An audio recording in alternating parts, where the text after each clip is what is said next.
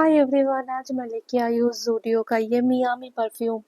ये ज़ूडियो का परफ्यूम एक बजट फ्रेंडली परफ्यूम है जो बहुत ज़्यादा ही अच्छा है। इसकी प्राइस है 299 रुपीज़। ये 50 ml प्रोडक्ट का है। आप इसकी आउटर पैकेजिंग देख सकते हो। मैं अब इसको ओपन करके आपको दिखाती हूँ।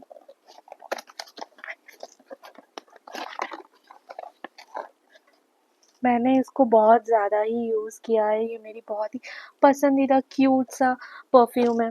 ये एक फ्लोरल फ्रेगनेंस की परफ्यूम है। ये 3 साल तक एक्सपायर नहीं होता है। इसकी एक्सपायरी डेट है 36 मंथ। ये एक लॉन्ग लास्टिंग परफ्यूम है। ये 6 to 8 आवर इजीली लास्ट करता है। मैं इसको ऑलमोस्ट एवरीडे लगाती हूँ। इसकी स्मेल बहुत अच्छा है, मुझे बहुत ज़्यादा पसंद है। थोड़ा सा sweet, fruity, floral floral type का फ्रेगनेंस है।